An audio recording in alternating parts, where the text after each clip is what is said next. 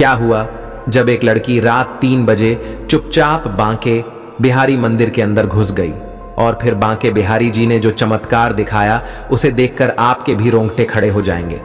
आखिर रात के 3 बजे वह लड़की बांके बिहारी मंदिर क्यों गई? क्या हुआ उस लड़की के साथ उस मंदिर में? जानने के लिए इस वीडियो को बिल्कुल अंत तक देखिएगा। वीडियो शुरू करने से पहले एक बार कमेंट बॉक्स में जय श्री राधे कृष्ण जरूर लिखिएगा। साथ ही हमारे चैनल भक्ति इनसाइड को सब्सक्राइब कर लीजिए और बेल आइकन क्लिक कर लीजिए। दोस्तों, मान्यता है कि बांके बिहारी जी की मूर्ति को किसी ने बनाया नहीं है। यह प्रतिमा अपने आप उत्पन्न हुई है। कहते हैं कि श्री हरिदास जी के अनन्य भक्ति से प्रसन्न होकर बांके बिहारी जी वृंदावन प्रकट हुए थे। दोस्तों, आज की इस घटना में एक ऐसी कहानी के बारे में हम आपको बताएंगे जो आपको भी बांके बिहारी जी के चमत्कार को मानने पर विवश कर देगी।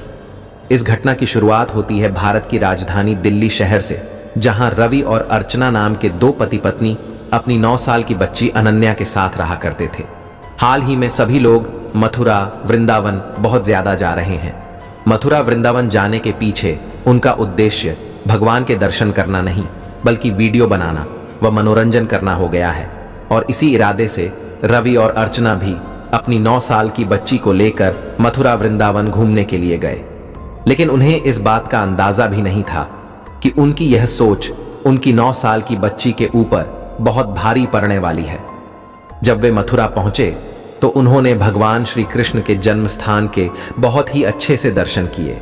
लेकिन जब वह वृंदावन पहुंचे तो बांके बिहारी मंदिर में इतनी ज्यादा भीड़ थी कि वह चाहकर भी आगे नहीं बढ़ पाए। उन्होंने लौटना ही सही समझा और भीड़ के डर के कारण उन्होंने उस समय बांके बिहारी जी के दर्शन नहीं किए, जिसके बाद वह पूरे वृंदावन में इधर उधर घूमने लगे। उनके मन में भगवान के दर्शन न होने का थोड़ा भी गम नहीं था, क्योंकि वह तो मथुरा वृंदावन केवल घूमने के इरादे से आए थे। लेकिन फिर बांके बिहारी जी ने एक ऐसी लीला रची जिसके बाद रवि और अर्चना जन्मों जन्मांतर के लिए बांके बिहारी जी की भक्ति में लीन हो गए। उस समय भीड़ का एक ऐसा प्रवाह आया कि उनकी 9 साल की बच्ची उनके हाथों से गुम हो गई। वो इधर उधर अनन्या को ढूंढ रहे थे, लेकिन उसका कोई पता नहीं चल पाया था। अर्चना बहुत ज्यादा परेशान हो चुकी थी। बच्ची को हर तरफ ढूंढ ढूंढ कर उसके पसीने छूट गए थे। वो फूट फूट कर रोने लगी। अपनी बच्ची को ना पाकर रवि का हाल भी बेहाल हो चुका था। वे दोनों चारों ओर अपनी बच्ची को ढूंढ रहे थे, पर अनन्या कहीं भी नहीं मिली। अब ढूंढते ढूंढते शाम के 7 बज चुके थे। तभी एक पान वाले ने बताया कि उन्होंने इस बच्ची को निधिवन के आसपास घूमते हुए देखा है। दरअसल निधिवन एक ऐसी जगह है जहां के बारे में मान्यता है कि वहां आज भी अर्धरात्रि के बाद भगवान श्री कृष्ण गोपियों के साथ रास रचाते हैं।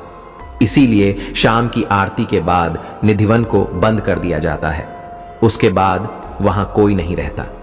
अगर कोई भी व्यक्ति रात को रुककर भगवान श्री कृष्ण के रास लीला को देखने की कोशिश करता है तो वह पागल हो जाता है या फिर उसकी जान चली जाती है। लेकिन रवि को जो जानकारी मिली थी उस आधार पर वो निधिवन के आसपास अपनी बेटी को ढूंढने लगा। 6 बजे निधिवन के दरवाजे बंद हो चुके थे। रवि को ऐसा लग रहा था कि कहीं अनन्या निधिवन के अंदर तो नहीं रह गई। उसने अर्चना को एक धर्मशाला में रुकवाया और फिर किसी तरह दीवार कूदकर वह निधिवन के अंदर चला गया। उसे इस बात का बिल्कुल भी अंदाजा नहीं था कि उसने कितना बड़ा खतरा मोल ले लिया था। रात्रि के समय वह निधिवन के अंदर इधर उधर अपनी बेटी को ढूंढता जा रहा था, लेकिन अनन्या का कोई भी पता नहीं चला। जिसके बाद वह थक हार कर निधिवन के अंदर ही सो गया। लेकिन जब रात के 2 बजे उसने जो दृश्य देखा उसे देखकर तो उसके होश उड़ गए। अचानक से रवि के कानों में घुंघरू की बहुत तेज आवाज आने लगी। जब उसने एक वृक्ष के पीछे से झांक कर देखा तो भगवान श्री कृष्ण गोपियों के साथ रास लीला रचा रहे थे। लेकिन यह नजारा देखना किसी भी सामान्य मनुष्य के बस की बात नहीं है। रवि के पसीने छूटने लगे, उसके हाथ पांव कांपने लगे और वह वहीं पर बेहोश होकर गिर गया।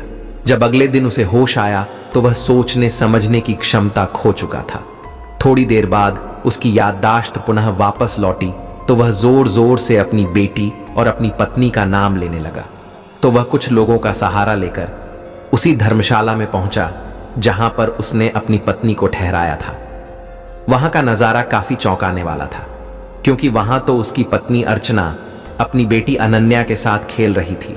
अपनी बेटी को सही सलामत देखकर रवि को बहुत खुशी हुई, लेकिन उसके मन में एक सवाल था कि रात भर अनन्या कहाँ थी और आखिर अर्चना को वो कहाँ पर मिली।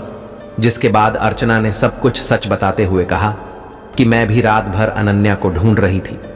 तभी रात्रि 4 बजे एक युवक मेरे पास आया और मुझे सांत्वना देते हुए कहा कि तुम बिल्कुल भी चिंता मत करो, तुम्हारी बेटी बिल्कुल सही सलामत है और आज रात्रि 3 बजे वह बांके बिहारी मंदिर के अंदर आ गई है।